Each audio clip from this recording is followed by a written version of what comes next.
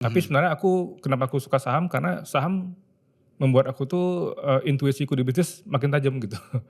Karena ketika aku masuk ke dunia saham itu ternyata, menambah knowledge-ku di dunia bisnis juga gitu. Apa mental entrepreneur seperti apa? Mindset entrepreneur seperti apa yang harus dimiliki sama semua orang gitu? Mentalitas mungkin sederhana gini, mentalitas entrepreneur tuh orang yang rajin nyalahin diri sendiri sih.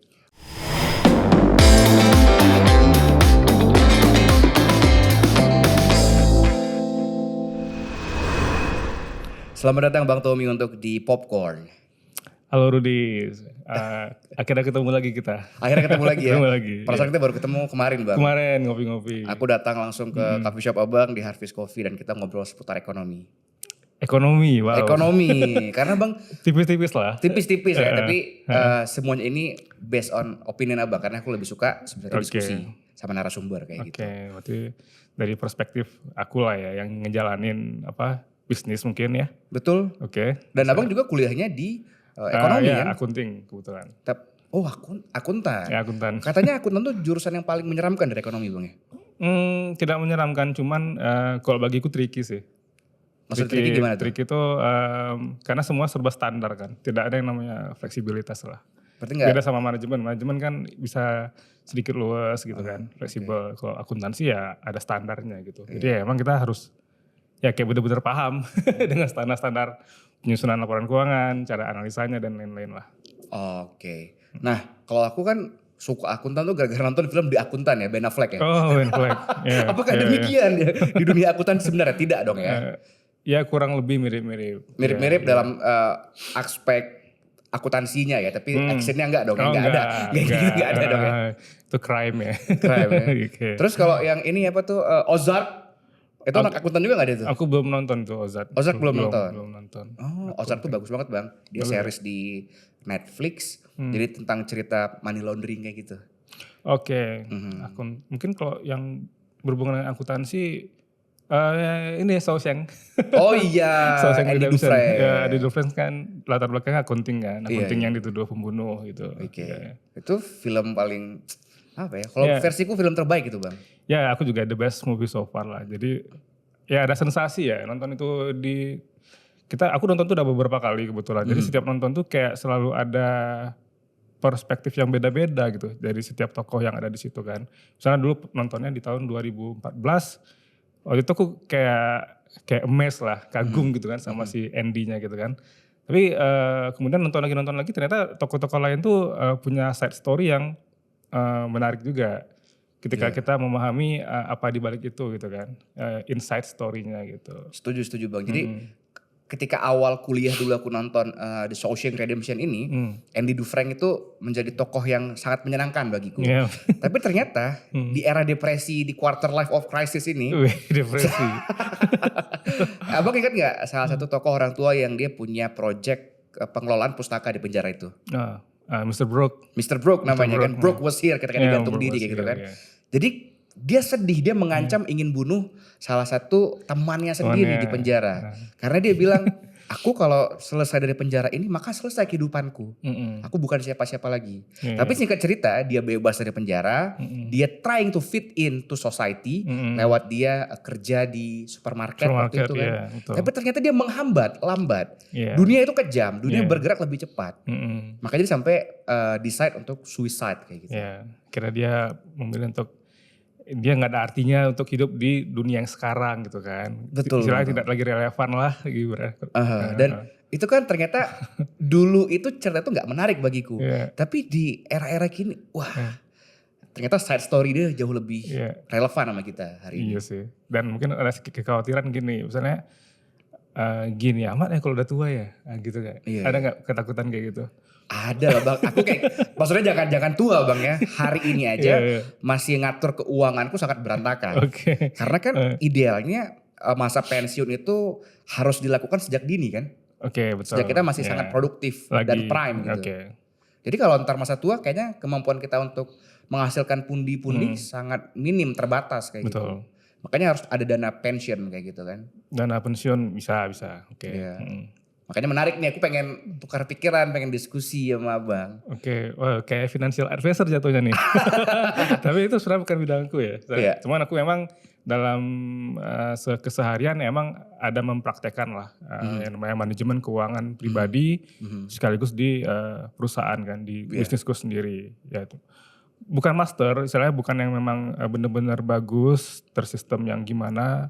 Tapi secara dasar-dasarnya aku aplikatif lah, itu dipraktekin gitu kan. Nah itu mungkin yang membawa Harvest itu yang kan udah 12 tahun ya Harvest ya. Jadi kita tuh berdiri di 2014 dan pertama kali baru make investor itu di tahun 2023 gitu. Sorry bang, kalau nggak salah di tahun 2023 itu aku sempat mendengar ada yang namanya itu saham syariah ya. Jadi saham ya. Orang aja kan suka tuh kalau ada investasi yang syar'i kayak gitu kan. Oh yang berhubungan dengan syariah. Okay. Nah itu gimana ceritanya bang? Harvest bisa mendapatkan sokongan dana dari saham syariah ini bang? Oke, tadi kan backstory dulu kan. Sebelum itu kan aku nggak pernah pakai pinjaman atau hutang juga nggak pernah gitu kan. Jadi murni kita nge-keep laba perusahaan, dikumpulin labanya tuh. Terus labanya ini yang kita pakai buat pengembangan cabang gitu ya. Ekspansi. Jadi sebelum kita pakai menjual saham Harvest, kita sebenarnya udah beroperasi di 3 cabang lah waktu itu. Di Banda Aceh aja tapi kan. Banda Aceh, sorry kalau kita mau lihat mungkin ada di yang Lamprit. Iya Lamprit, Kampung Keramat ya. Sama Puniti pas Covid tuh kita bikinnya. Oke, baik. Dan sekarang sudah nambah ada di Lampinang bang ya? Lampinang. Yang luar kota di mana aja? Sekarang Laksumawe 1, Banda Aceh 2, kemudian di Melabu 1, satu lagi Blang Pidi. Lumayan banyak ya bang ya? 5. Iya, baru 5 lah. Baru 5 dalam waktu 12 tahun sudah running ini bisnis. Iya, jadi timelinenya lumayan panjang ya. Iya. Jadi mungkin perspektif orang kan beda-beda. Wah 12 tahun ngapain aja gitu. Ya ini sudah ada 5 Harvest ya. Ya karena ada orang yang mungkin baru 2 tahun cabang udah banyak gitu kan. Tapi ya memang timeline orang beda-beda ya. Betul. Sorry bang, sebelum kita ngebahas mengenai saham syariah tadi, aku pengen tarik kembali nih ke dalam situasi yang sangat relevan sama banyak orang hari ini bang. Terutama dengan situasi ekonomi yang cukup pelik seperti ya bang. Orang-orang tuh sudah mulai terjerat pinjol. Jadi kalau aku lihat sendiri ini dari informasi yang aku dapatkan bang ya. Untuk skala nasional di Republik Indonesia ada ratusan triliun dana yang berputar ataupun juga orang transaksi ataupun yang disuplai lewat pinjol sendiri bang. Baik ilegal ataupun legal kayak gitu. Nah di Provinsi Aceh sendiri itu sempat menyentuh angka hampir 2 triliun per 2023. Dan aku yakin juga 2024, 2025 itu akan terus bertambah. Situasi kayak hari ini gitu kan ekonomi kita bang ya. Jadi per kayak triwulan kayak gitu itu ada angka yang cukup bergerak mengerikan di Aceh. Ada ratusan miliar dari pinjol sendiri. Nah ini kan mengkhawatirkan bang. Nah sangat mengkhawatirkan. Sangat mengkhawatirkan kan ya. Kalau dari abang sendiri perspektifnya. Terutama nih bukan cuma anak muda bang. Kalau anak muda mungkin karena aduh ini mungkin sambil kuliah, gak mau ngerepotin di kampung, mau ngambil course tertentu atau pengen beli apa, ya udah pinjol aja kayak gitu. Kita positive thinking nih bang ya. Kita gak usah langsung menyerang ke arah judol dulu nih. Karena saling berkaitan antara pinjol dan judol. Mirip-mirip ya. Iya. Tapi bang, di Aceh itu paling banyak yang melakukan pinjol adalah ibu rumah tangga dan kedua, abang boleh tebak gak nih yang kedua ini profesi apa yang paling banyak pinjol? Mau tebak gak? Kalau tebak-tebakan mungkin wira swasta mungkin? Enggak ya? Sialnya guru bang. Guru, waduh oke. Tenaga pendidik ya, baik. Aku maksudnya data yang aku temukan kenapa seperti ini gitu ya. Itu kayak miris gitu. Dari BPS atau gimana? Nah itu ada banyak bang, ada banyak kumpulan gitu. Ya, Yang mana guru dan ibu rumah tangga gitu. Mungkin kalau ibu rumah tangga beli susu, kebutuhan sehari-hari gitu kan bang ya. Kalau guru aku kayak aduh bisa kayak gitu ya. Jadi hal ini kan ngebuat kekhawatiran di kemudian hari kan. Jadi kita gak usah ngomongin dulu bagaimana mengelola keuangan yang baik dan bijak. Daripada minimal terhindar aja dulu ya. Minimal selamat dari gelombang pinjol ini. Gak usah jauh-jauh ngomong dana pensiun. Jadi kita masih sulit keluar dari gali lubang tutup lubang lewat pinjol sendiri. Gitu. Apakah hari ini orang-orang sudah mulai lupa ataupun abai bang dengan prinsip ataupun juga kebutuhan manusia. Abraham Maslow nih ya. Oke. Abraham Maslow kan psikolog tuh. Tapi dia menjabarkan tuh ada 5 kebutuhan Basic manusia. Oke, secara basicnya. Supaya manusia tuh bisa mencapai potensial terbaiknya. Oh baik. Dan ini relevan dengan kebutuhan premier, sekunder, tersier. Nah Bang Tommy sendiri ngeliat hari ini tuh orang-orang masih paham gak sih Bang dengan kebutuhan-kebutuhan tadi? Dengan dasar-dasar kebutuhan ya. Betul. Sebenarnya mungkin mereka paham ya, karena itu sering ada literasinya kan. Itu juga dipelajarin di kita masa sekolah atau mungkin di perkuliahan. Cuman kembali lagi ke society ya. Society ini menuntut banyak hal gitu. Society mengubah behavior, mengubah kebiasaan gitu kan. Society ini kan banyak, kalau dirunut, di breakdown kan banyak sekali ininya, faktor-faktornya gitu. Entah gaya hidupnya cerminannya tentu nanti ada dari informasi yang mereka terima secara individu. Ya mostly kan kalau individu mereka mendapatkan informasi dari mana? Dari media dong. Sosial media Ya misalnya. layar HP kita kan. Orang kan rata-rata menghabiskan waktunya berjam-jam tuh di depan handphone. Iya screen time orang rata-rata di atas 10 jam sih Bang. Udah itu kayak stimulus endorfin jadinya. Ya kan? Iya. Mereka menyerap informasi di situ dan nggak usah kita ngomongin itu membentuk perilaku. Mereka yang bolak-balik lihat HP aja itu udah jadi stimulus gitu. Mereka emang nggak pernah bisa lepas dari handphone. Oke. Itu satu hal kan, endorfin. Jadi emang sekarang tuh mencari endorfin begitu gampang gitu. Iya. Kalau dulu cuman ada televisi gitu kan. Kalau Rudy lihat postingan kucing aja udah senang Bang. Segampang itu sebenarnya. Jadi ya dari fenomenal itu, dari apa yang habit yang mereka lakukan, mengkonsumsi informasi di sosial media misalnya, itu membentuk perilaku kan. Tersuges gitu. Hidup ideal ini seperti ini. Ada mereka istilahnya membandingkan hidup mereka sama tokoh-tokoh tertentu yang mereka konsumsi Influencer aktivitasnya. misalnya? Bisa jadi. Bisa jadi entah artis, mungkin atau mungkin teman-teman mereka yang sedang share sesuatu di sosial media gitu kan. Membuat mereka tuh men-trigger, aku ingin gini juga deh gitu. Atas dasar mungkin ingin mendapatkan suatu pengakuan misalnya atau apa gitu kan. Itu kan secara langsung itu di alam bawah sadar mereka tuh membuat trigger gitu. Bahwa hidup ideal tuh kayak gini gitu. Jadi mereka kayak membuat semacam kesimpulan hidupnya nggak cukup. Nggak cukup gitu. Kiblatnya selalu mengarah ke kebutuhan yang dilihat di sosmed Bang ya. Iya bisa jadi kayak gitu kan tentu kan kita harus lihat dulu fenomenal dari banyak faktor kan. Tapi itu kan dari pendapatku ya, karena aku juga dulunya 2000 pas awal-awal merintis bisnis lah, terstimulus juga hal-hal demikian kayak gitu. Jadi aku nggak menjadi diriku sendiri, justru aku jadi nggak terarah. Keinginanku di masa mendatang tuh seperti apa gitu. Apa yang aku inginkan aku nggak tahu gitu. Jadi aku lebih kayak obsesif berlebihan ya terhadap sesuatu yang sering kutonton gitu. Misalnya dulu awal merintis bisnis kan aku pikir kaya gitu kan. Anak muda, pengusaha muda yang ingin kaya. Ya kiblatku adalah waktu itu pengusaha muda yang emang secara materialnya itu sangat terlihat mapan di sosmed dengan hedonismenya gitu kan. Itu kan men-trigger ya, men-trigger gitu. Ya sampai akhirnya kita menemukan titik balik dari itu semua kan, gitu istilahnya. Aku berambisi mau dapat ini, tapi kok nggak dapat gitu. Ternyata apa yang menjadi penghalang selama ini sehingga nggak dapat? Ya ternyata sepengalamanku dulu ya uang makin dikejar, semakin jauh kayaknya gitu. Jadi setelah sampai saat ini aku merasa uang itu tidak dikejar, tapi uang tuh kayak efek samping aja sih. Efek samping dari hal-hal yang sebenarnya ideal yang harus kita lakukan gitu. Jadi rewardnya adalah uang yang datang ke kita gitu. Itu adalah akumulasi dari misalnya cara berpikir yang baik, skill yang ideal gitu kan, pola pikir yang bagus gitu. Itu semua jadi harmoni, termasuk juga visi-visi yang benar, yang ideal bagi hidup kita, ya uang datang gitu. Berarti mindset itu sangat penting Bang ya? Ya pola pikir ya, mindset ya. Karena aku rasa cukup simpel Bang ya pemahaman terkait dengan kebutuhan dasar yang harus dipenuhi manusia ataupun individu supaya mencapai potensi terbaik dari manusia itu. Contoh kayak tadi ada kebutuhan premier, kita udah jelas tahu maksudnya itu sandang, pangan kayak gitu kan. Masalah ini mau branded atau enggak itu belakangan. Itu di tersier nanti. Kembali ke gaya hidup gitu kan. Keinginan.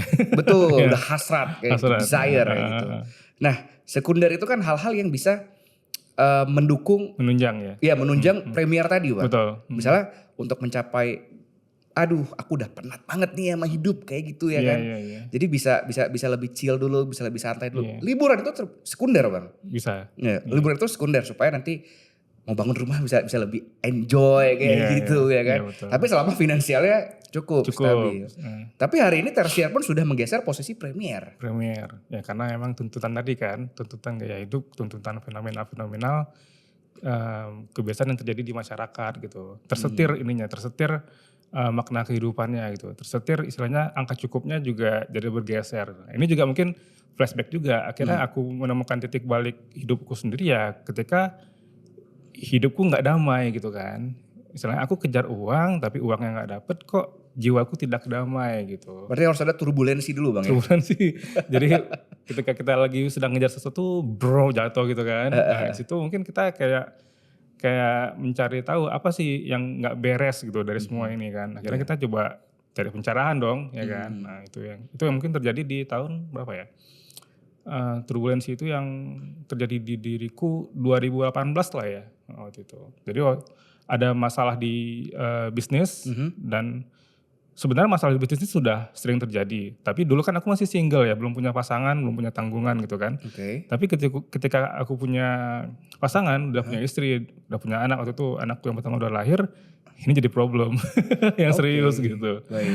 Jadi ya waktu itu masalah bisnisnya lumayan kacau, di Harvest itu kita udah minus lah ya, udah cash flow kita tuh negatif gitu. Jadi sempat tutup katanya juga ya? Saya tutup sebentar. Tutup sebentar karena lantaran aku harus keluar dulu sebentar kan, menenangkan pikiran lah ibaratnya. Misal mencari sesuatu yang baru gitu kan. Pergi keluar kota waktu itu. Akhirnya aku memutuskan untuk coba hijrah aja dulu, keluar kota sebentar, mungkin aku bisa mendapatkan sesuatu. Tapi waktu itu yang gak ada perencanaan khusus sih sebenarnya. Jadi mostly kayak gak ada tujuan sebenarnya. Lebih kayak ya udah keluar aja dulu gitu. Tapi Bang ngelihat orang-orang Aceh hari ini datang dan nongkrong di Harvest, udah senang gitu. Oh ternyata orang sangat excited gitu, energinya banyak, mereka ngobrol, mereka jajan gitu. Which is juga bagus buat ekonomi dong ya perputarannya. Ya betul. Cuman orang kan ternyata lupa, Harvest itu sempat ada fase yang down, minus kayak tadi. Sampai Bang Tommy kayak, aduh aku kayaknya harus cabut dulu sebentar nih keluar nih buat nyari angin segar dulu nih. Baik lagi tuh kayak Bang bilang tadi tuh yang sekundernya nih, supaya bisa back on track ini. Iya back on track lagi. Itu 2018. Tutup sebentar, berapa lama tutup ya Bang? Harvestnya tutup sebulan doang sih. Oh sebulan doang. Waktu itu udah punya berapa cabang tuh? 1 cabang. Oh baru satu aja, yang Glamprit ya waktu itu? Glamprit. Jadi ya dulu gimana ya, Harvest ini hanya emang benar-benar jadi bisnis yang profitable tuh di tahun pertama doang gitu. Sisanya? Tahun berikutnya itu kayak cukup buat biayain operasional gitu. Tapi sebenarnya kenapa aku kekeh mempertahankan Harvest itu karena aku ngerasa ada sisi yang membahagiakan di pekerjaan itu kan, sebagai pengusaha F&B. Sebenarnya aku kan udah mulai bisnis itu tahun 2012, jual kopi secara online. Misalnya aku udah bisa gain profit lah dari situ kan, ada penghasilan, bisa menopang hidupku, aku juga bisa membantu buat keluarga. Tapi ketika aku bikin Harvest, bisnis ini kan langsung bersentuhan sama orang lain ya, customer gitu kan, punya karyawan gitu kan, yang mana itu tidak ada di bisnis online. Bisnis online kan sendiri doang, di depan laptop, di kamar gitu kan. Kalau nggak salah Bang punya Komos Coffee? Iya Komos, usaha jual kopi di platform komunitas Kaskus ya waktu itu. Boleh spill merek gak? Boleh? Gak apa-apa, aman Bang. Kaskus waktu itu. Sempat ekspor keluar gak Bang?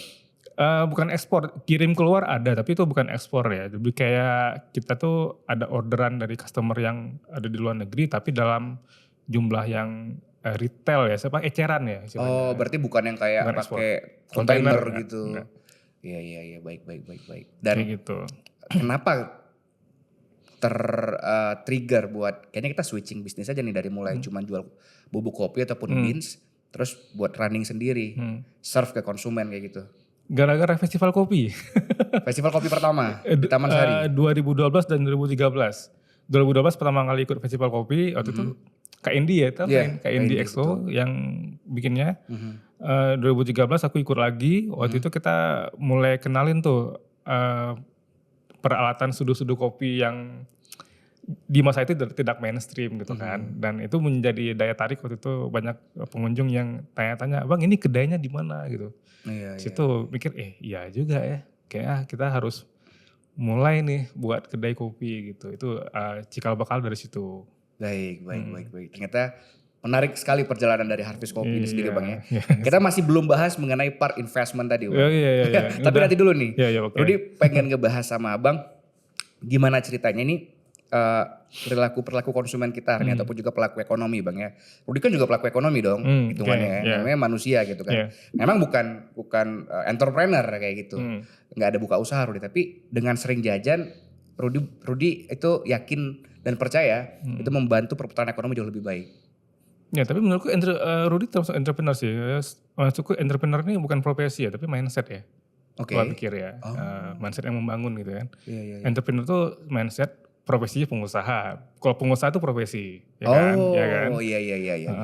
Tapi kalau menurutku apakah orang harus jadi pengusaha? Ya enggak gitu kan. Tapi harus bermindset entrepreneur. Ya, jadi mau Rudy profesi apapun, selama pola pikirnya ingin membantu orang lain, mengembangkan diri sendiri gitu kan, berprogres, ya itu sebenarnya udah masuk ke ranah fase entrepreneurship sih. Coba di breakdown lagi Bang secara detail Bang. Barangkali ada orang yang masih bias gitu dengan entrepreneur kan pengusaha Bang. Apa mental entrepreneur seperti apa, mindset entrepreneur seperti apa yang harus dimiliki sama semua orang gitu? Mentalitas mungkin sederhana gini, mentalitas entrepreneur tuh orang yang rajin menyalahin diri sendiri sih. Menyalahi diri sendiri? Tiap malam sih Bang. Menyalahin diri sendiri dan mereka istilahnya boro-boro menyalahkan orang lain, mereka nyalahin diri sendiri dan mereka belajar kan. Belajar dan bertumbuh gitu. Belajar bertumbuh, kemudian dari situ mereka punya hasrat juga bahwa aku berkembang dan aku juga ingin mau bantu buat orang lain gitu. Singkatnya orang yang progresif gitu, orang yang pengen terus mencapai potensi terbaiknya gitu ya. I see. Itu tuh entrepreneur's mindset ya. Jadi ya mau ASN, ketika dia bekerja dengan tulus, bantuin masyarakat gitu kan, perform di tempat kerjanya, bagiku tuh mindsetnya entrepreneur sih. I see. Bang, pengen curhat nih dong, karena mumpung ada Abang yang mungkin menurut Rudy salah satu orang yang sangat bijak mengelola keuangan, tidak? Bijak, waduh, berat. Iya, karena nggak ini Bang, nggak ke-trigger sama berbagai macam distorsi di sosial media hari ini. Karena kan ada banyak campaign, perusahaan-perusahaan jago-jago loh Bang, buat kita sebenarnya nggak butuh, tapi kita beli kayak gitu. Nah Abang kayaknya bisa lebih menahan hasrat untuk selektif gitu untuk membeli barang-barang gitu. Kalau Rudy pribadi mah suka emang ada barang-barang yang dulu nggak bisa Rudy beli karena belum ada uang dulu, nggak mampu. Ternyata setelah kita dewasa ada sedikit rezeki ya. Rudy kayak gitu ya? Balas dendam gitu. Aku beli ini yang dulu aku nggak bisa beli kayak gitu kan. Nah tapi kan sebenarnya dengan kondisi ekonomi hari ini kan sangat tidak stabil Bang ya. Pribadi kayak Rudy nih misalnya kayak profesi freelancer gitu. Nggak ada tuh yang namanya gaji pasti. Pendapatan tetap maksudnya. Pendapatan tetap. Gitu. Tapi kan Rudy harus punya saving gitu ya. Untuk bisa mengatur keuangan sehari-hari tetap jalan. Secara sadar nggak sadar Rudy survive aja tuh sampai umur 33 tahun hari ini gitu. Tapi pasti ada dong cara yang ideal yang mungkin bisa diterapkan untuk orang umum. Gitu, masyarakat lebih luas kayak gitu. Karena kalau enggak orang-orang bisa salah mengartikan, salah beli kayak gitu Bang. Atau salah plot anggaran, budget kayak gitu. Sehingga nanti bisa terjerat dengan pinjam-meminjam, hutang piutang, ataupun pinjol kayak gitu. Gimana Bang mungkin dari Bang Tommy bisa menyiasati hal kayak gini? Kembali ke aku cerita di bagianku dulu ya. Boleh. Aku punya semacam mindset ingin istilahnya mengatur keuangan itu sebenarnya triggernya karena waktu itu aku hidup cukup kekurangan secara ekonomi gitu kan pas masih kuliah. akhirnya mulai bisnis karena keterdesakan. Nah, disitulah muncul habit-habitsku itu untuk lebih hemat gitu. Jadi aku emang kebiasaanku hidup hemat itu emang karena latar belakangku di masa lalu ya. Iya. Kemudian didukung sama pembekalan yang aku coba cari melalui pelatihan gitu kan, workshop ya, workshop yang mana waktu itu aku mulai suka dengan yang namanya dunia investasi. Simpelnya waktu itu aku gara-gara baca sebuah e-book ya, waktu itu karyanya ini Safir Senduk, mungkin kalau pernah dengar ya. Safir Senduk tuh kayak financial planner profesional ya. Dia punya e-book Karyawan Bisa Kaya, itu judulnya kalau nggak salah. Itu sangat menjual mimpi itu Bang, karena menjual harapan terhadap orang yang membutuhkan, cuan sekali itu. Jadi waktu itu kebetulan aku masih kerja, sambil kuliah kan aku kerja dulu kan. Iya. Kerja, jadi aku baca e-book itu dan memang isi e-book itu kurang lebih kita tuh diarahkan bagaimana caranya punya aset-aset yang sifatnya produktif gitu. Bisa menghasilkan. Misalnya kita punya kendaraan, kendaraannya ini kita sewakan gitu. Itu kan aset produktif. Iya. Misal punya rumah atau punya kamar di rumah, kamar disewakan. Jadi kos-kosan gitu. Itu kan menghasilkan, itu produktif. Atau mungkin aset-aset yang nilainya itu menjaga menjaga nilai ya.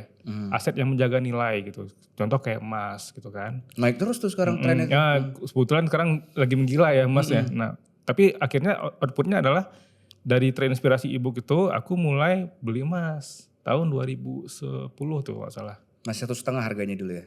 Waktu itu aku nyicil belinya emas 10 gram ya. Itu pertama kali aku mengenal namanya emas logam mulia waktu itu. Karena penghasilanku waktu itu masih kecil, ya aku nyicil waktu itu melalui Pegadaian.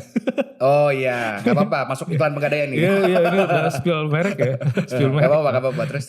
Ya udah, disitulah ternyata ketika aku mulai menabung ya dalam artian menabung menjadi sebuah kebiasaan gitu karena aku ngerasain benefitnya gitu. Benefitnya kenapa? Ketika aku menginginkan sesuatu, misalnya aku pingin buat usaha gitu kan aku butuh uang dong buat di awal-awal kan. Butuh modal ya? Butuh modal lah buat istilahnya modal awalnya itu. Jadi aku ngerasa, untung aku nabung nih di emas gitu. Jadi aku tinggal waktu itu aku jual emasnya buat mendukung modal awal bisnis kayak gitu. Dari situ aku merasa ini bisa jadi kebiasaan yang bagus gitu. Kalau aku punya kebiasaan menabung emas kayak gini, sepertinya nggak sulit gitu. Nah itu akhirnya membentuk disiplin kan. Disiplin habitsku berubah, aku jadi lebih disiplin, konsumsiku terstandar gitu. Misalnya aku makan dengan budget sekian gitu, misal beli baju misalnya setahun sekali saja gitu. Porsi nongkrong-nongkrongku juga tertakar gitu. Jadi itu semua ngebentuk kebiasaan secara tidak sadar gitu. Habit Bang ya? Disiplin jadinya kan. Karena ternyata ya benar untuk mencapai sesuatu kan kita kadang-kadang nggak perlu pintar sebenarnya. Perlunya disiplin aja. Iya, makanya kadang-kadang apakah misalnya mau jadi pebisnis handal atau orang handal di bidang apapun, mereka nggak perlu pintar-pintar amat sebenarnya. Disiplin tapi. Disiplin dan fokus. Konsistensi. I see, ya. Itu tapi kan untuk ngebentuk ya. Kalau ngelihat Banda Aceh hari ini gitu Bang, kayaknya nongkrong itu sebuah mandatori, kewajiban gitu. Kayak pagi-pagi itu udah kayak Rudi nih sebelum podcast ini kita dimulai, Rudi nongkrong dulu. 50.000 udah pasti keluar kayak gitu. Ngopi adalah culture ya. Ngopi adalah culture di kita. Karena bagi orang Aceh ini Bang ya. Iya. Di coffee shop itu terjadi banyak diskusi. Oh iya, fungsi coffee shop tuh kalau di Aceh luas sekali sih. Nggak sebatas ngopi kan. Politik, ngomongin agama ya semua lah. Ada banyak hal dan bahkan beberapa dealing itu closingnya di warung kopi kayak gitu. Jadi sangat menarik gitu. Love and hate di kedai kopi. Betul. Mengkritik pemerintah pun juga dari kedai kopi. Iya, gitu betul. kan. Okay. Sangat menarik emang kedai kopi. Makanya Bang Tommy buka Hafiz Kopi gitu ya. Pemenuhi kebutuhan pasar kayak gitu. Dari hobi. Dari hobi jadi bisnis kan gitu. Baik. Bang, tapi kalau aku ngeliat nih Bang ya, orang dengan misalnya pendapatan rata-rata berapa orang Banda Aceh? 4,5 juta, 3 juta? Pendapatan, mungkin kalau gitu. Kita matok ininya ini deh apa UMR ya kali UMR, ya. UMR. Patokannya UMR. Hampir 4 juta lah gitu Bang. 3,7 ya, 3,7 sekarang. Hampir 4 juta. Nah, baiknya tuh dari uang segitu, dari 3,7 juta itu ada berapa yang harus bisa kita pakai buat operasional dan kebutuhan rumah tangga sehari-hari, dan berapa yang kita sisihkan supaya ini menjadi ekonomi yang sehat kayak gitu. Oke. Kalau kita profilkan ke orang-orang tentu kan beda-beda. Tapi kalau kita ngomongin standar, kalau aku dulu itu bisa di minimal 20% dari pendapatan. 20% dari 3,7 juta tadi untuk kebutuhan kita? Enggak, untuk yang diinvestasikan. Oh, untuk diinvestasikan. Jadi sebenarnya polanya itu investasi itu di awal ya, bukan di akhir. Gimana nih coba Bang? Misalnya kita dapat gaji nih, dapat penghasilan 4 juta misalnya kan. Ya udah langsung diplotin tuh, 20%-nya disisihkan, dikeluarkan dari situ buat disimpan. Baru yang ini dipakai? Iya dipakai. Jadi dipakai sehabis-habisnya gitu. Jadi kalau emang udah tinggal dikit banget ya tahan berarti. Oke. Tahan Bang ya? Tahan ya. Bukan pinjol solusinya? Enggak, tahan lah. Tahan nafsunya itu. Atau ngutang sama orang? Enggak. Enggak juga? Emang harus ditahan sampai itu jadi habit. Rudy masih berusaha nih untuk mengganggu abang nih. Bagaimana kalau ada emergency things sehingga kita harus... itu beda perkara kalau emergency things. Misalnya emergency things itu yang berhubungan dengan hal-hal yang krusial ya. Misalnya sakit misalnya kecelakaan, gitu. Musibah ya, pokoknya musibah. Itu lain problemnya. Itu mungkin akhirnya kita pakai juga kan si dana yang kita saving itu kan. Oh iya, makanya kita tetap perlu 20% di awal tadi. Ya di awal, dia emang investasi itu nabung ya. Aku ngomongnya gak usah investasi dulu deh, nabungnya dulu. Budaya nabung tadi Bang. Budaya nabung dulu. Di awal memang dia. Karena kok ngomongin investasi, kita punya knowledge-nya. Tapi uangnya gak ada, sama aja kan. Ya kan? Iya. Jadi mending habits-nya dulu dibentuk ya, uangnya dikumpulin dulu gitu. Oke, berarti sebelum orang-orang jauh memikirkan bagaimana instrumen investasi, sebaiknya bangunlah culture untuk nabung dulu, iya. Saving money dulu. Jadi ya kalau kita ngerasa, nah disitulah nanti timbul lagi disiplin-disiplin lain gitu. Misalnya, ini kecil nih, gak cukup nih aku uang untuk hidup dengan segini setelah aku saving. Muncullah trigger atau keinginan untuk mencari pekerjaan tambahan atau side job atau bisnis sampingan. Nah itu kan akhirnya muncul dari situ kan. Muncul ide-ide yang produktif gitu. Daripada kita terus-terusan kayak nyari cara buat memenuhi kebutuhan dengan cara yang aneh-aneh itu. Misalnya pinjol dan lain-lain, misalnya pinjol, judol gitu kan. Iya kan selalu berkaitan Bang ya. Iya, tapi kalau kita mulai dengan nabung, kita ngerasain, ada nih ketabung, tapi aku kayaknya ini perlu ditambah deh buat mencukupin si biaya kehidupan ini. Kayaknya bisa nih aku manfaatin skillku, ini bisa dimonetize gitu atau apa gitu kan. Iya. Kita kan memonetasi sesuatu kan atas apa yang kita punya ya, entah bakat, hobi, apapun lah gitu. Oke. Apalagi sekarang kan, ya konten dan lain-lain itu bisa dimonetas semua. Gitu, endorsement, ya. Ada banyak profesi-profesi ternyata yang lahir akhir-akhir ini Bang ya. Yang dulu kita cuma tahu udah gede jadi insinyur, jadi polisi, jadi tentara, jadi pegawai negeri. Ternyata hari ini ada influencer, ada YouTuber, banyak profesi baru, betul. Agensi, bermacam-macam lah kayak gitu. Bahkan di ekonomi pun udah yakin ada aja tuh hal-hal baru yang lahir lewat profesinya hari ini gitu. Jadi ya dari awal kita bentukin pola pikirnya dulu, kemudian aksinya ya itu disiplinnya itu kan menabung. Baik. Karena dua hal itu yang nggak mudah dibentuk ya, mentalitas ya. Iya. Berarti mending ketika sudah ada pendapatan gitu kayak Rudy kan freelance gitu Bang. Uangnya nggak menentu gitu. Langsung Rudy plotin aja kayak oke ini nggak boleh diganggu dulu. 20% dari pendapatan. Coba aja di challenge ke diri sendiri, bisa nggak nih ada uang aku plotin 20% buat di saving dan aku nggak ganggu sedikit pun. Nah, Oke. Sekonsisten apa kita bisa menjaga itu. Iya, tapi Bang, kadang-kadang nih gara-gara suka lihat handphone kan.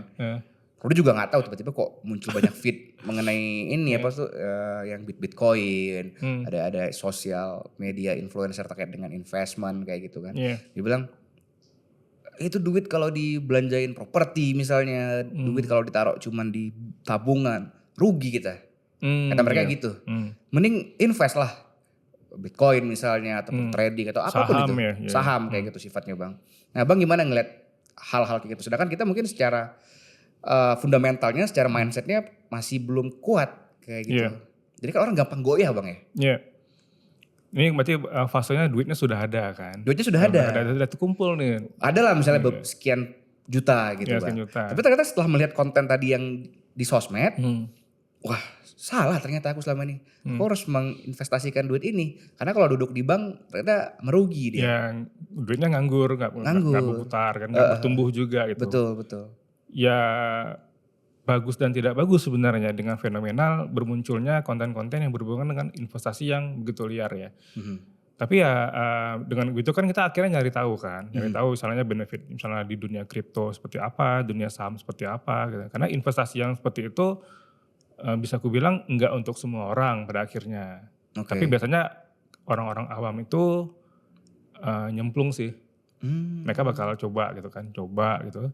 Dan ketika mereka nggak bisa survive atau kita katakanlah rugi, bisa kapok. Antara kapok atau ketagihan. Ketagihan ke kripto gitu kan. Apalagi dengan iming-iming keuntungan sekian persen gitu. Mereka ya kayak all in, uangnya itu diputar ke dalam kripto gitu. Tapi kembali lagi investasi kan pada basicnya kita menaruh uang di instrumen yang kita kuasai gitu, kita pahami. Bukan karena iming-iming keuntungan. Apapun prinsipnya investasi itu selalu ada risiko. Jadi misalnya dalam segitiga investasi itu misalnya urutannya ya, urutan tertinggi itu kan hierarkinya ada di bisnis. Bisnis atau saham. Itu paling tinggi risikonya. Di bawahnya itu ada obligasi. Surat hutang ya. Oh iya. Misalnya SBN. Surat berharga negara gitu. Surat berharga negara, sejenisnya lah. Terus di bawahnya ada ini apa namanya emas ya. Logam mulia. Di bawahnya lagi obligasi.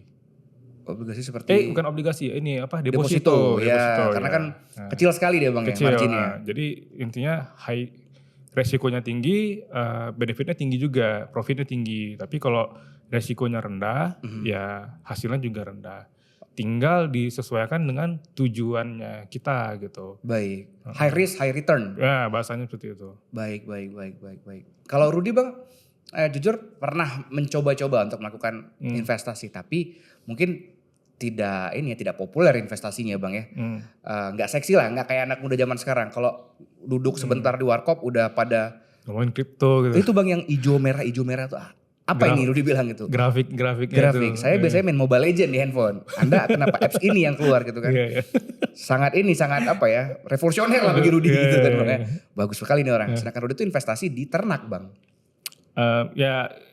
Dari ini instrumen sektor real bahasanya. Bahasa kerennya sektor real. Tapi perlu coba mencari kan dari abang tadi bilang dari teratas kayak saham, kemudian juga ada obligasi. Ada logam mulia, ada deposito. Di mana nih ternak ini nggak ada ya? Mana ternak ini? Apa salah investasi Rudy bang? Itu masuk ke bisnis Rudy. High risk tuh. Oh itu high risk. Jadi paling atas kan bisnis kan, bisnis atau saham gitu.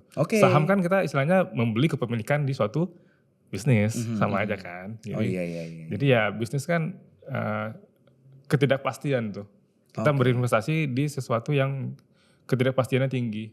Makanya kayak profesi pengusaha itu kan itulah challengingnya di situ. Iya.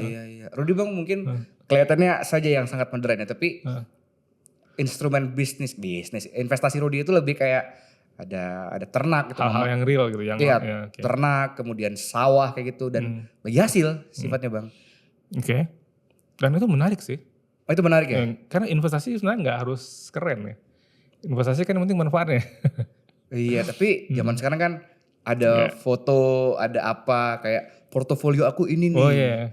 Nah Rudy apa portofolionya? Munculnya kalau untungnya doang kan.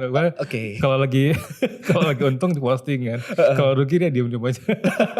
Tapi bang Tobi juga investasi juga gak sih sebenarnya bang? Selain di bisnis kayak bang kayak Harvest Coffee gitu. Ada investasi juga bang? Iya investasi. Di mana gitu? Aku udah nyoba hampir semua sih. Semua udah dicoba. Baik, mana yang paling sangat baik dan sepertinya abang merekomendasikan buat orang banyak gitu? Kalau merekomendasi aku mungkin gak akan merekomendasi. Tapi kalau aku sekarang investasiku tuh penuh di bisnis. Berarti preferensi abang tetap yang high risk tadi bang ya? Jadi aku berinvestasi di bisnisku sendiri. Oke. Jadi ada uang yang emang aku keep, aku invest ke bisnis buat buka cabang gitu kan. Selanjutnya aku memang ada ketertarikan di saham. Saham. Iya beli saham gitu. Saham di ISG ya. Itu yang kayak apa istri Rudy ada tuh bang appsnya namanya Bibit. Oh iya platformnya ya. Platformnya gitu. Jadi kita bisa beli yang kayak abang tadi tuh ya saham-saham gitu ya. Iya. Berapapun nominalnya bang. Iya, tapi sebenarnya kenapa aku suka saham karena saham membuat aku tuh intuisiku di bisnis makin tajam gitu. Karena ketika aku masuk ke dunia saham itu ternyata menambah knowledgeku di dunia bisnis juga gitu. Karena kan itu berhubungan dengan kita menilai performa perusahaan, orang-orang yang ada di belakangnya, manajemennya kan. Oke. Kita juga menilik makroekonominya, geopolitiknya. Jadi ada riset jadinya gitu. Analisis yang mendalam bang. Iya, itu kan membentuk intuisi kan. Iya. Membentuk habits baru lah. Ternyata jadi kepake juga di bisnis sendiri gitu. Berarti nggak bisa asal kayak nekan-nekan aja gitu ya. Kayak beli berapa lot, beli berapa lot. Nggak bisa kayak gitu bang ya. Enggak. Tapi harus dipelajarin juga kayak. Mereka ngerilis gak sih bang kayak laporan keuangan perusahaan, keuntungan, kerugian. Udah pasti. Gitu. Terus ngebaca tren itu seperti apa bang? Maksudnya kedepannya ini bakal bagus ini untuk investasi di sini. Ya biasanya kan kalau secara keilmuan investasi kan orang bakal melakukan namanya top down dan top up analisa. Jadi mereka melakukan analisa makro dulu, yang paling luar dulu, baru ke analisa perusahaannya gitu. Jadi mereka bakal lihat misalnya, oh ada ini nih, ada semacam krisis energi misalnya di suatu tempat gitu kan, di suatu negara. Otomatis ini jadi isu yang menarik buat perusahaan-perusahaan yang di bidang energi. Contoh kayak misalnya batu bara, minyak bumi gitu. Mereka yang mungkin nanti akan merasakan impact-nya, harga komoditasnya kan jadi naik kan. Atau mungkin kebijakan-kebijakan yang berhubungan dengan geopolitik. Bisa jadi konflik juga, peperangan. Itu kan itu kan top up analisa gitu, analisa makro gitu. Itu selalu berkaitan dengan perusahaan-perusahaan yang listing gitu. Baru kita bisa nilai, oh kalau ada kejadian di luar kayak gini, impact-nya bakal ke perusahaan ini kayak gitu. Rudy yang relevan nih bang ya sama yang abang sampaikan tadi. Mungkin sekitar minggu lalu, itu banyak teman-teman Rudy yang gila kripto tuh. Pada nangis semua. Karena jatuh ya. Kebijakan Donald Trump. Dan juga Cina ternyata gak mau main-main gitu kan. Perang dagang mereka itu ternyata mempengaruhi saham-saham yang mereka, Rudy gak bilang saham ya kalau kripto tuh ya. Maksudnya investasi mereka lah gitu. Nah aku juga sudah gak paham kripto ya. Jadi ya itu kan kurang lebih berhubungan sama geopolitik kan berarti kan. Makro ya. Abang ingat ini gak? Ada namanya siapa? Jerome Powell. Jerome Powell ini yang kepala Fed itu ya? Iya betul bang, betul. Jadi si Jerome Powell ini ketika, ini jadi meme di sosial media gitu bang ya. Apa yang dia ucapkan kayak gitu misalnya kayak good evening everyone gitu. Itu udah mempengaruhi langsung kayak stong jatuh ataupun naik atau apa kayak gitu. Rudy kayak ngeliat cocok logi mereka aneh-aneh ya apa ini fun-fun aja. Psikologi tuh. Psikologi bang ya. Karena pasar tuh digerakkan dengan psikologi juga. Ya psikologi masyarakat. Ya, kadang-kadang ada tokoh-tokoh dunia yang nge-tweet sesuatu atau ngomong sesuatu di media gitu kan, itu ngefek sih. Trump tuh biasanya bang, Trump tuh kayak powerful sekali dia terhadap. Elon Musk ya. Iya juga si apa bang Tesla tuh bang. Iya Elon Musk ya. Gila sih ternyata sebegitu berpengaruhnya ya. Nah ini buat teman-teman popcorn ya, ketika Anda sudah mulai merasa obrolan ini mungkin kayak membosankan gitu ya. Nah itu awal kemiskinan ya. Ini penting sekali ini hal mendasar yang harus kita pahami bersama. Bagaimana mengatur keuangan, bijak dalam mengelolanya sehingga kita tidak gampang ke-trigger gitu, tidak gampang terpengaruh gitu bang ya. Dan ya emang kalau ngomongin duit terlihat rumit ya dengan apa istilah-istilahnya ya. Tapi kita nggak bisa ngapain juga bang kalau nggak ada duit bang. Betul, masa iya kembali ke hutan bang? Tapi memang pada dasarnya kita nggak perlu kayak harus menguasai semua instrumen sih. Ya, jadi memang cukup sesimpel kita bisa menyisihkan uang aja dulu. Menabung tadi. Menabung dan selebihnya yang paling mudah ya emas ya kayaknya ya. Beli emas. Kalau kita ngomongin orang Aceh, investasi yang paling dekat sama mereka ya emas. Iya gitu, emas dan itu paling gampang sih. Iya. Ada duit, nggak ada duit ya bisa nyicil kan di lembaga-lembaga syariah gitu. Misalnya meragukan unsur hukum agamanya ya investasi yang di tempat yang syariah aja gitu. Nah, menarik nih. Akhirnya kita tiba di poin ini nih. Investasi syariah. 2023, Freddy sempat ngeliat kayaknya di Instagram deh waktu itu. Harvest itu mau menjual sahamnya. Iya, jual saham. Menjual sahamnya. Dan ini dikelola secara syariah Bang ya? Dikelola Gimana sih, Bang? syariah dan waktu itu metodenya tuh namanya crowdfunding. Oh, crowdfunding. Crowdfunding, urun dana. Kayak Kickstarter gitu, kayak banyak tuh kayak dari web-web tertentu menggalang dana untuk ini gitu. Untuk membiayai suatu project ya. Ya, gitu. iya. Ya itu crowdfunding. Makna arti dari crowdfunding itu ada sekumpulan publik ini masyarakat ngumpulin dana di satu platform yang mana uang ini dipakai buat membeli kepemilikan perusahaan atau membiayai project. Baik. Jadi kembali lagi investasi kan tadi dua ya. Iya. Hutang sama saham. Iya. Jadi ya, nah waktu itu aku di Harvest mengambil opsi saham. Jadi kita menjual kepemilikan Harvest kepada publik gitu, untuk dimiliki oleh publik sebagiannya gitu. Berarti 2023 itu apa yang ngebuat abang tiba-tiba kayak oke, it's time to selling our share gitu? Ya, karena waktu itu stuck. Stuck? Stuck Ada stuck juga bang? Iya, stuck istilahnya kayak merasa kayak boring dengan rutinitas, dengan performa. Udah berapa cabang yang abang bilang boring tadi tuh? Waktu itu tiga cabang. 3 cabang, tapi boring ya bang ya? Boring kayak belum ada mau menggebrak sesuatu tapi sumber dayanya waktu itu juga terbatas gitu kan. Butuh kapital lagi nih? Butuh semacam stimulus lah. Atau butuh semacam masalah baru. Oh, challenging. Iya. Karena cari masalah itu perlu ya. Cari masalah perlu ya? Perlu. Oke. Ini jangan disalah pahami ya. Oke. Baik, jadi 2023 ketika abang mulai untuk kita jual saham kita, bagaimana abang riset terkait dengan instrumen itu tadi tuh? Kayak saham syariah tadi, apa abang ditawarkan sama mereka atau abang yang mendekati mereka kayak gitu? Ya. Jadi memang ini jenis pertolongan yang maha kuasa sebenarnya. Waktu itu aku ada mentorku mengabarkan bahwa ada event yang memang waktu event itu mempertemukan pengusaha sama para investor gitu. Nah, jadi aku mendaftar dong. Waktu itu event itu sebenarnya yang inisiasi Kemenparekraf ya, Pak Sandi waktu itu ya, Sandiaga Uno ya. Oke. Acaranya di Medan dan datang dong ya kan. Dekat juga kan. Ya. Jadi sebelum aku ketemu sama investor, aku dilatih dulu tuh sama mentorku gitu kan, dikasih pembekalan gitu kan, cara mempresentasikan cara mempresentasikan bisnis di depan investor gimana, karena waktunya terbatas, cuma 6 menit gitu kan, 6 menit berdiri ngomong-ngomong cap harus bikin mereka tuh tertarik tuh menginvest. Wah, sulit itu bang. Ini kayak apa Shark Tank gitu ya yang datang ada banyak orang yang aku tertarik di invest Bitcoin nih kayak gitu. Iya. Oke. Terus gimana tuh 6 menit itu bang? Jadi ya dikasih tahu lah trik-triknya, misalnya bahan-bahan apa yang harus ditampilkan gitu kan, cara ngomongnya gimana gitu kan.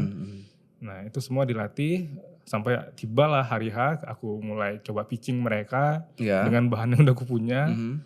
Dan waktu itu ya peserta investornya itu ada dari kalangan perbankan, pengusaha, sama ini perusahaan crowdfunding itu. Oke. Akhirnya dari situ beberapa yang tertarik sama aku. Yang nyantol ke abang follow up kan. Kita akhirnya bikin diskusi face to face gitu. Iya baik. Dan akhirnya di situ deal kita sama salah satu perusahaan di Jakarta. Yang crowdfunding tadi tuh bang ya? LBS Urun Dana kan. Namanya LBS Urun Dana? Iya LBS Urun Dana. Itu punya Ustadz Erwandi ya foundernya ya. Oke. Ustadz yang terkenal di fikih muamalah, mungkin pernah dengar. Baik. Jadi dari situlah aku merasa kayaknya ini bisa nih. Lebih kayak ngobrol nyambung aja sih sebenarnya. Ngobrol nyambung, enak, ya udah. Dan mereka juga suka dengan produk yang aku bawa gitu kan. Disitulah kita akhirnya deal buat listing di mereka, menjual saham di mereka. Dan kabar bagusnya mereka cukup educated ya. Misalnya mereka bersedia untuk mengajariku gitu tentang perihal istilah-istilah yang ada di crowdfunding itu, bagaimana prosesnya berjalan dan lain-lain gitu sampai kita public expose ke masyarakat. Tapi ini nggak kayak yang di IHSG gitu kan bang? Kayak IHSG ya? IHSG. Oke. Terus itu kalau mereka kan pasarnya ada waktu-waktu tertentu dan di Urun Dana ini seperti apa dia? Secara bentuk teknisnya sama persis. kayak IISG. Yang membedakan satu aja. Kalau IISG kan transaksi itu setiap hari ya. Setiap hari kerja ya. Tapi nggak 24 jam juga kan Bang ya? Setiap hari kerja. Setiap hari kerja dan jam bursa gitu kan. Betul. Kalau di crowdfunding itu sekarang ada namanya pasar sekunder gitu. Pasar sekunder tuh ada semacam jeda waktu di mana investor itu bisa saling jual beli saham di waktu-waktu tertentu, bukan di setiap hari. Misalnya dalam setahun tuh ada 4 kali, kayak di bulan Maret, Juni, September sama Desember nanti. Oke. Ini udah mau dekat dong berarti Bang ya? Iya, kemarin kita baru pasar sekunder kan. Iya. Dan memang kita waktu itu istilahnya all time high lah. Harga saham kita naik tinggi. Trennya bagus ya. Oke Bang. Ini biar orang juga pada tahu gitu ya. Iya. Di awal itu berapa persen saham Harvest yang dijual Bang? Yang Abang lepas? 6%. Oh 6%? 6%. Targetnya waktu itu ngejual 15%. Tapi yang terjual hanya 6%. Oh ya, karena nggak tahu. Karena yang kenal Harvest kan orang Aceh. Orang di Banda Aceh. Spesifik Banda Aceh. Tapi yang fenomenal yang terjadi memang investornya itu rata-rata dari Pulau Jawa semua kebanyakan. Rata-rata produk keren-keren gitu semua Bang, yang belinya orang luar selalu ya. Karena mereka mungkin lebih paham dengan literasi keuangan juga. Keuangan gitu ya, lebih paham. Baik, itu berarti 6% kalau boleh tahu nih Bang. Berapa dana segar yang Abang dapatkan di awal waktu itu? Waktu itu yang aku terima netnya itu 530 juta. Wow, dan itu jadi pemantik juga gitu Bang buat ekspansi bisnis Bang ya. Sebenarnya targetnya kan masih jauh. Waktu itu targetnya 1,5 miliar waktu itu. 1,5 M sama 500 jutaan tadi Bang ya. Jadi waktu itu ya karena udah nanggung ya, udah terima duit, akhirnya aku coba effort lebih lah buat mewujudkan cabang itu kan. Akhirnya aku nambah pakai uang pribadi sih. Oke. Buat cabang Loks Mawe. Tapi kan dari tadi nilai awalnya berapa tuh Bang saham Abang tuh? 2.500 per lembar. 2.500 per lembar. Hari ini berapa harganya? 10.600. 400% lah. 400% Bang ya. Aduh 2023 Bang, kalau Rudy tahu Rudy bakal all in. Iya, aku juga gitu. Bahkan abang pemilik sahamnya juga all in gitu kan. Aku mungkin bakal beli juga dikit gitu kan. Atau mungkin aku nyuruh istriku mungkin buat beli sahamnya gitu kan. Bang, tapi kan ada yang tahu. Mungkin ada nih teman-teman abang yang, Tam aku beli loh Tam dulu harganya berapa juta, terus sekarang jadi berapa juta, ada gak Bang yang kayak gitu? Ada teman sekolah. Teman sekolah, dia beli berapa waktu itu? Dia gak share ke aku beli berapa, tapi dia nge-share ke aku keuntungannya sih. Keuntungannya jadi waktu itu 60 juta lah. Mungkin kalau itu 400% berarti mungkin dia beli sekitar 15 juta ya kali ya. Berarti dulunya 2023 dia percaya ke abang dan bisnis abang 15 juta nih. Hari ini jadi 60 juta. Ya. Keren. Dan belum jual sahamnya. Dan dia belum jual sahamnya gitu. Dia masih pingin dapat dividennya kan. Bulan ini bakal dibuka lagi Bang ya? Bulan ini dibuka ya. Baik, gimana? Ini Rudy tertarik nih. Pengen beli nih Bang. Pengen beli. pengen beli karena Rudy kan suka ngopi nih Bang. Iya. Nah menurut Rudy, ketika Rudy suka ngopi di tempat yang Rudy investasi, justru itu lebih bagus juga Bang. Ya, buat nilai saham Rudy juga gitu. Merasa memiliki. Kayak gitu. Itu poin bagusnya. Kan enak juga tuh ya, misalnya mindset kita kayak, aku ngopi banyak nih sehari 50.000 udah pasti keluar gitu kan buat ngopi. Di tempat yang kita invest justru makin bagus dong buat returnnya nanti kan. Semoga gitu Bang. Gimana cara kalau mau investasi ke saham syari Harvest ini sendiri lewat urun dana tadi Bang? Sederhana, kita nanti buat akun ya kayak biasa kan, buat akun di platform LBS urun dana itu, buat akun. Setelah kita diverifikasi semua data-datanya, profil penghasilan kita udah kita isi semua, barulah kita nanti bisa mulai top up lah. Kayak kita beli saham di ini sih sebenarnya, di IISG ya, top up dulu dananya ke dalam itu platform, baru bisa bertransaksi di situ. Oke. Dibeli sahamnya pas periode public expose. Yang dibuka sama dia tenggat waktunya Bang ya. Itu dari bulan berapa sampai bulan berapa Bang? Sorry tadi. Kalau untuk yang kepada investor publik itu tanggal 24 Oktober ini. 24 Oktober. Berarti 3 hari lagi, ini kita take podcast tanggal 21. Sampai 30 hari ke depan. 1 bulan. 1 bulan. Oke, jadi manfaatkan sebaik mungkin Bang ya. Kalau sekarang udah berlangsung, tapi untuk internal investor dulu gitu. Berarti teman abang yang tadi udah 60 juta tuh kayak mereka tuh? Mereka bisa nambah dengan harga lebih murah. Iya dong, karena kan dulunya yang masih kecil terus mereka juga invest, Iya. mereka dapat privilege dong. Berapa privilege untuk menebus sahamnya di harga yang lebih rendah ya kan. Harga sekarang kan marketnya 10.600. Mereka bisa nembus di harga 7.300. Jadi nanti ketika Desember ya mereka punya saham di harga rata-rata 7.300. Iya. Udah ada untung kan, selisih kan. Betul. Capital gain unrealized lah namanya Iya, gitu. iya. Aduh, Bang, ternyata syariah juga sangat progresif Bang ya, dan Iya sih. semenyenangkan itu dari yang Abang bahas hari ini Iya, gitu betul. Bang. Berbeda kali dengan LKS gitu Bang ya. RKS apa itu? Ya lembaga kadun syariah kita gitu Bang ya. Maksudnya Oh. dengan ya kita tahu sendiri lah ya. Bagaimana pergerakan ekonomi syariah kita hari ini Bang ya. Oh, Di oke. daerah kita yang udahlah. Kalau Abang sendiri gimana Bang liatnya? Lebih kayak daripada aku gak bisa ngubah hal banyak dari sekitarku. Mending aku fokus ke diriku dan Ya, orang terdekatku aja. setuju sih. Jadi nggak ada habisnya kan kalau kita mengkritik sesuatu yang ada di luar kendali ya. Dia dan nggak ada solusi juga kan. Iya. Jadi ya, tapi kita bisa tetap berkontribusi toh di bidang yang kita kuasai. Ya mungkin aku juga bisa berbagi berkah juga berkat bisnisku sahamnya dibeli orang, terus dia ngerasain manfaat benefitnya, ya itu mungkin hal-hal yang bisa aku kontrol kan. Baik. Kalau Harvista makin berkembang, aku makin bisa ekspansi terus, aku bisa nyiptain lapangan pekerjaan baru gitu kan, bisa melatih anak-anak muda buat ningkatin skill dan karakter mereka, dan ya yang pasti istilahnya hasilnya ya dirasakan sama investor dari dividen, dari capital gain, peningkatan harga saham gitu kan. Itu kan kontribusi atau mimpiku sih lebih ke situ. Jadi bagi manfaat lah buat orang gitu. Iya. Karena kan kalau di daerah kita tuh masih cukup kayaknya kecil sekali gitu lingkupnya Bang. Penerapan syariah sendiri kayak gitu kan.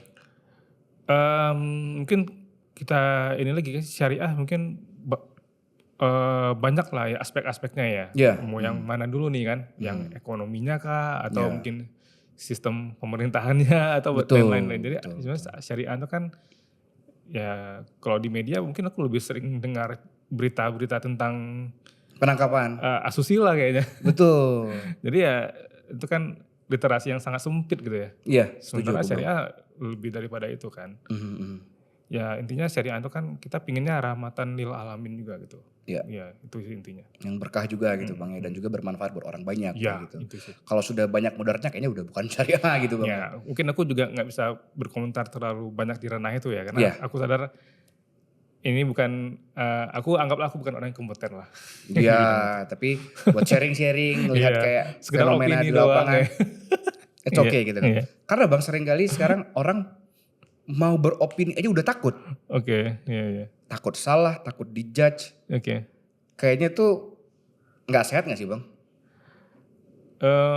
Ya sebenarnya kan ya kembali lagi kita kan demokrasi ya. Kadang banyak hal kita tuh terbatas untuk menyampaikan opini-opini kita atau mungkin makanya kan ketika kita berkomentar sesuatu yang agak sensitif kita coba istilahnya mengaburkan ya. Misalnya kayak negara Konoha dan lain-lain lah. Iya. Coba dikaburkan. Tapi sebenarnya tujuan kita kan ingin mengkritis gitu. Betul. Pingin tetap kritis tapi aman. Nggak melanggar hukum gitu kan. Nggak kena UU ITE Iya, misalnya betul. gitu Bang ya. Sambil ngopi boleh ya? Boleh Bang, santai aja. Kering-kering. Udah hampir sejam juga sih kita ngobrol Bang. Tapi ya memang kayak gitu ngelihat hari ini Bang. Orang belum takut aja gitu dengan konflik. Jadi cenderung menghindari konflik. Padahal yang diganggu ataupun yang dia coba suarakan itu adalah hal-hal yang dasar gitu Bang. Yang menjadi kewajiban penyelenggara negara gitu Bang. Iya. Contoh misalnya kayak mati listrik misalnya. Mati air kayak gitu. Jadi orang sebenarnya berhak-berhak aja, gak usah takut kalian buat menyuarakan hal itu. Betul. Yang dikritisi itu adalah jabatannya, kebijakannya, bukan personalnya yang dikritisi gitu. Dan aku mungkin bisa sedikit menarik kesimpulan gitu. Dari apa yang ku tonton juga ya.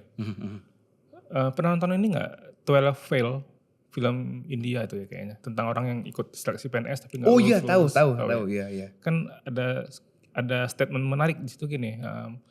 Orang kecil berprinsip itu nggak ada gunanya kan. Tapi ketika orang punya posisi tertentu dan dia berprinsip itu sesuatu gitu, bisa berimpact tuh. Triggernya waktu dia ujian, sekolahnya digerebek sama kepala polisi yang sangat idealis gitu kan, idealis yang anti dengan kecurangan ujian gitu. Tapi ya itu bisa membuat sekolah bertekuk lutut sama si polisi gitu. Sementara ayahnya si tokoh utama ini menyuarakan keadilan tapi nggak dianggap ya karena orang miskin Iya, gitu kan. betul. Akhirnya itu yang menjadi motivasi buat dia kan, Iya, buat menjadi orang yang jujur gitu, punya integritas, bekerja keras habis-habisan, sekolah, apa misalnya ikut tes PNS dan akhirnya jadi perwira polisi kan. Dan dia mewujudkan itu gitu. Jadi ya artinya kalau ingin berdampak ya reach dulu posisi tertentu dan pakai istilahnya idealisme kita itu. Idealisme yang benar maksudnya ya. Iya, jangan menghalalkan segala cara untuk mencapai posisi itu juga. Ya tentu lah. Baik. Yang kadang ntar makin kelabakan kan Bang ya. Mungkin terjadi juga kan fenomenal yang sekarang yang lagi viral lah. Apa itu? Menteri Keuangan kita. Oh iya Purbaya, abang ngeliatnya gimana tuh? Senang gak ngeliat Ya, seneng lah. gaya-gaya Iya seneng lah. diplomasi yang dia lakukan Hal gitu? menurutku ini revolusioner ya. Iya. Orang-orang kayak gini kan, orang-orang Baik, yang berada di level puncak tapi dengan aksi yang nggak biasa gitu. Ya kapan lagi? Iya, karena kan ngomongin ekonomi itu udah pasti sulit sekali dan gak semua orang bakal relate, relevan dan paham karena itu kan. Tapi dia bisa menyampaikannya dengan cukup apa ya? Gampang dan aksi-aksi di lapangannya juga sederhana tapi ngimpact kan. Iya. Dan ya awalnya kan orang kan underestimate semua kan karena Pak Purbaya kan nggak punya reputasi kan. Nah ini menarik ya Bang. Jadi karena aku kuliah di komunikasi Bang, aku mencoba menelaah lah kan, mencoba analisis sotoy gue aja gitu Bang. Iya. Jadi ketika Purbaya ini pertama kali dilantik, Iya. tahu nggak statement dia apa ketika di stop sama wartawan Bang? Apa itu? Itu waktu lagi Indonesian Reset yang demo besar-besaran di mana-mana kayak gitu. Oh iya yang dia Dia nyenggol dikit ngeluarin ya. statement yang sangat kontroversial dan populis. Dia bilang kayak itu yang demonstrasi itu nanti saya akan kasih stimulus ekonomi lah gitu kan. Iya. Sehingga nanti mereka Nggak demo sibuk lagi. Iya. mencari uang dan kerja gitu. Iya. Statement dia untuk menteri yang baru di era yang chaos itu bagus sekali. Sehingga mata kayak, semuanya harus ke dia hari itu. Iya. Setelah itu baru dia kerja, beresin kerja, semuanya. betul. Sehingga dia dapat kepercayaan publik. Itu yang aku analisis dari itu. Kayak, wah ini orang bagus nih ngomongnya nih. Caranya aja waktu itu yang memang agak nyeleneh. Agak bahasanya agak cowboy ya. Cowboy sekali memang. Tapi kan kita tahu bahwasanya dia di barisan kita. Dia pro rakyat kayak gitu. Banyak hari ini pejabat yang kita tahu dia ngomong pro rakyat. Tapi kita tahu sebenarnya dia gak pro rakyat. Kebijakannya bertentangan. Kayak aku Bang ngeliat ekonomi ini hal yang alien gitu. Contoh nih ya. Di era Sri Mulyani itu kayak ditahan semuanya kayak gitu kan. Tapi di eranya si Pak Burupaya ini dilepas semuanya lah. Ini kan pendekatannya beda. Pendekatannya beda. Apa Sri Mulyani salah? Nah aku gak tahu tuh. Kan ada banyak pertimbangan kayak gitu kan. Mungkin gak ada yang salah, gak ada yang benar. Tapi lebih kayak kondisi yang seperti ini kan tentu butuh treatment yang berbeda kan. Kan Ibu Sri itu kan jatuh karena ada kasus yang kemarin kan. Demo besar itu kan. Betul. Chaos lah negara gitu kan. Otomatis kan mungkin ekspektasinya kita butuh sesuatu yang baru nih. Kebijakan yang baru yang mungkin bisa bikin kita tuh turn around ya. Iya. Ya hadirlah Bapak ini. Baik. Maksudnya aku menarik aja gitu. Kalau disuruh komentar apakah Bu Sri bagus atau Pak Purbaya bagus, itu aku jujur nggak bisa komentar sih. Ya udah pasti dua-dua di level yang cukup bagus Bang. Karena gak mungkin dapat posisi menteri dong. Negara ini kan gak mungkin sebegitu sembarangannya buat milih posisi menteri kan Bang ya. Walaupun. Breakdownnya lebih panjang lagi sih soalnya kan. Iya betul. Kayak Sri Mulyani berapa kali tuh. World Bank kan salah satu orang yang sangat diidam-idamkan. Ayo sini kembali sama kita kerja bareng kayak gitu ya kan. Beliau bagus sisi reputasinya lah. Iya bagus sekali emang beliau gitu. Kinerjanya juga kan ya. Berapa tiga presiden apa Bang ya? Ya dari zaman SBY. Dari zaman SBY. Termasuk yang dulu kasus Senturi kan. Bang Senturi, Bang yang tidak pernah beres itu ya. Iya. Bang kecil yang bikin chaos Indonesia ya. Betul. Itu kan banyak lah peristiwa-peristiwa ekonomi yang akhirnya kita bisa jadi ngambil pelajaran ya. Iya. Jadi emang betapa Indonesia ini bisa aja goyah dengan kebijakan-kebijakan ekonominya gitu. Ngaruh Nggak sekali hanya Bang. Indonesia sih, dunia juga. Iya. Kalau Rudy ngeliat Bang ya, Venezuela. Oke, Venezuela iya. itu kan negara Bangkrut ya? yang kaya dengan, silakan Bang, negara yang kaya akan sumber daya alam ya, terutama minyak kayak gitu. Tapi ternyata Bang situasi di sana ekonominya chaos Iya, sekali. betul, ya. Tidak ada arti lagi mata uang mereka hari itu Bang. Argentina ya. Argentina juga, jadi kayak negara-negara Latin tuh udah kena berdampak kena, ternyata Bang. Hal kayak gitu. Karena ekonominya tadi tuh Bang. Hal-hal yang ditumpuk, dipelihara sudah akumulatif kayak gitu kan. Iya, Jadi chaos dan rebellion betul. di akhir kayak gitu. Kudeta Betul. jatuhnya. Nah, Oke. jangan menyepelekan ruang-ruang diskusi ekonomi kayak gini misalnya kayak gitu kan. Karena ternyata bisa menggulingkan pemerintahan. Waduh. Wah, ya. Enggak, tapi kita kan Saya nggak tidak ya, tendensius saya tidak spesifik kayak gitu. Kita kan tadi ngobrol hal-hal yang ya bagaimana bersikap ataupun mengatur keuangan supaya kita bisa menjadi lebih bijak aja gitu Bang. Iya, lebih bijak dan minimal kita hidup di ranah yang damai ya. Damai, bahagia. Maksudnya ya pun kita nggak terlalu berkecukupan, tapi kita bisa memenuhi kebutuhan-kebutuhan pokok gitu kan. Bagi Rudy penting Bang Iya. punya kapital itu Bang. Karena dengan kita punya kapital, kita nggak gampang disetir. Kontrol sih. Ya. Coba Bang dielaborasi Bang, kontrol yang Abang maksud ini seperti apa? Sebenarnya pada akhirnya kan kita melakukan ini semua pekerjaan ya, investasi itu kan yang kita kejar kontrol atas hidup kita kan. Kita melakukan apa yang ingin kita lakukan gitu. Iya. Kita menolak untuk hal yang kita tidak ingin lakukan. Setuju. Jadi diri sendiri. Betul, mau bangun pagi terserah, mau bangun besok terserah. Iya, intinya merdeka sih. Merdeka ya. Iya, merdeka. Merdeka ya termasuk juga tadi kan merdeka terhadap penilaian orang ya. Asik. Oh iya ya. Iya. Oke, mari kita bahas ini. Karena udah 1 jam tapi gak apa-apa karena menarik nih menilai atas merdeka atas penilaian orang. Orang lain. Rudy juga menarik melihat Bang Tommy lewat Harvest Coffee-nya udah 12 tahun, ada banyak investasi lewat saham-sahamnya kan hari ini kan 400% tuh Oke, naiknya kan. Berarti kan bisa kita asumsikan sangat baik lah dalam segi ekonominya kayak gitu. Tapi Abang tetap tampil cukup sederhana. Cukup ya. Cukup sederhana, makanya cukup tadi kan istilahnya. Enggak kayak misalnya ada beberapa teman-teman yang pengusaha gitu selalu ingin menampilkan luxury. Sisi terbaik mungkin. Sisi terbaik ya Bang. Ya orang juga beda-beda preferensinya ya. Gak apa-apa sih. Jadi kayak flexing. Contoh misalnya kayak pakai jam yang mahal itu menjadi tolak ukur dia atas keberhasilannya kayak gitu. Mobil yang mewah, barang yang branded. Kenapa Bang Tommy menjadi pribadi yang cukup sederhana hari ini? Ya karena aku udah menemukan bahwa kebahagiaanku, kedamaianku itu tidak dengan menampakkan sesuatu kepada orang lain atau mungkin ingin membuktikan sesuatu kepada orang lain. Validasi gitu Iya, Bang. validasi. Aku tidak menemukan kedamaian di situ gitu.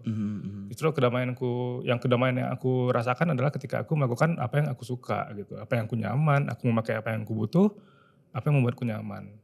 Jadi tidak ada urgensi untuk aku pakai ini biar aku terlihat seperti ini, terlihat sukses. Bagiku tuh hal yang ya nggak menyenangkan ya di diriku gitu. Dan gak bakal ada habisnya Bang. Iya, dan aku merasa udah di fase itu gitu. Karena dulu juga yang 2018 tadi aku kebetulan ikut dalam workshop yang mana materi tentang makna sukses dan angka cukup itu ngena banget di diriku gitu. Itu yang membentuk pola pikirku kan.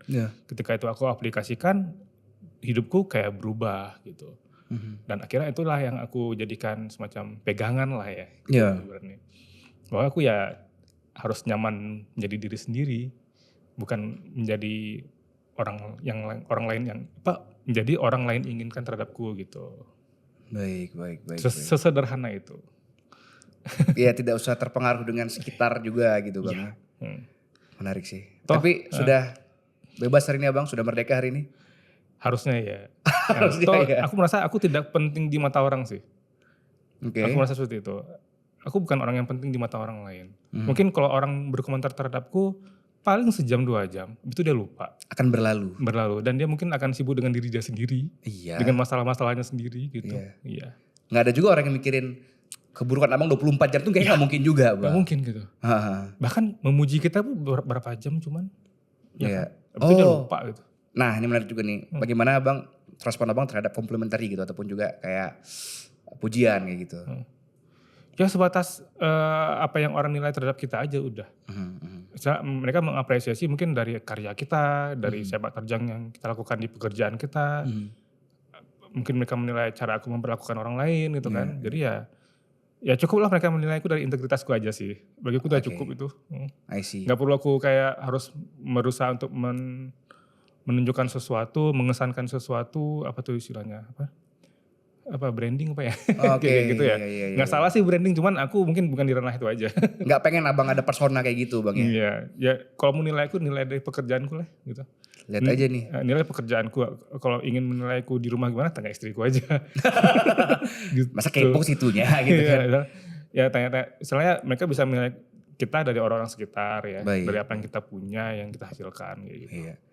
Kalau Rudy lihat ya, 2023 harganya sekian, 2025 400%, lihat aja tuh.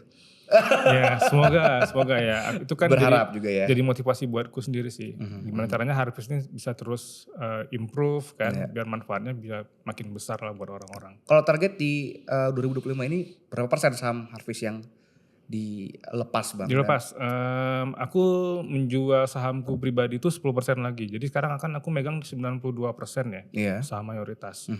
Aku bakal lepas sampai ke 83%. Sahamku tinggal 83%. Oke. Berarti mungkin terdilusi sekitar 9 atau 10% lah. Baik. Dan kita harap abang ini pengennya bisnis ini ekspansi dengan banyak cabang atau semakin baik tiap cabangnya kayak gitu? Dua-duanya. Oh, dua-duanya. Kita improve di cabang yang sudah ada, sama kita ekspansi ke lokasi yang menurut kita prospek. Luar Aceh misalnya? Untuk sekarang fokus ke Aceh dulu, kabupaten kota dan yang ada di Aceh. Karena aku juga ingin mewujudkan kontribusiku kan. Apa itu bang? Ya di daerah, buat lapangan pekerjaan, mengakomodir anak-anak mudanya, ngasih wadah buat mereka bisa belajar di situ, mengembangkan diri, skill, karakter di situ. Baik. Ya aku kan kayak tadi aku nggak bisa ngontrol hal yang di luar, tapi aku bisa mengontrol sesuatu kan di perusahaanku sendiri. Luar biasa, keren. Ya udah itu yang aku lakukan. Ada berapa total karyawan hari ini bang? Mungkin semua 70. 70 ya? 70 karyawan nih. Dengan harapan semoga ke depan dengan investment kayak gini orang beli sahamnya kayak gitu bisa menambah lapangan pekerjaan dan ada banyak anak-anak muda yang bisa di sama-sama berjuang. Keren. Bisa aku berjuang, teman-teman investor juga membantuku dari belakang ya, mendorongku gitu. Iya. Kami yang jajan-jajan juga kayak gitu bang. Senang gitu kalau tongkrongannya makin enak gitu kan. Karena kan nggak semua orang dong bang harus menjadi pengusaha. Betul. Jadilah versi terbaik diri Anda gitu. Iya. Mau yang suka kritik, jadilah pengkritik yang handal gitu bang. Kritikus yang handal kayak gitu, apapun topiknya. Oh ya bang, sebelum kita tutup podcast ini, apa nih bang yang bisa bang sampaikan buat penonton podcast kita, baik dari ekonomi ataupun mindset atau apapun itulah yang pengen abang sampaikan aja. Urgensi ya bang terhadap orang-orang hari ini. Mungkin sederhananya aku kurang jago ya untuk menasihati seseorang ya, tapi aku paling pinginnya setiap orang tuh jadi yang versi terbaik sih dari diri dia. Karena maksudku gini, kita nggak tahu ya hidup kita kan sampai kapan ya. Jangan sampai yang kayak si Brooke tadi itu. Ketika kita tua, kita terlalu banyak penyesalan gitu. Jangan menyesali sesuatu kan. Jadi ya selagi waktunya ada ya versi terbaikmu itu disalurkan aja semuanya gitu. Totalkan aja semuanya. Sehingga ketika waktu kita udah tiba, lonceng berbunyi tiba dan kita meninggalkan semua ini, no regret gitu, tidak ada penyesalan. Baik, keren sekali. Terima kasih banyak Bang Tommy sudah mampir ke Popcorn. Semoga kita ke depan bisa balik lagi ngobrol dengan siap. Sahamnya sudah to the moon. Amin, to the moon. Ya, thank you Bang. Ya, mari.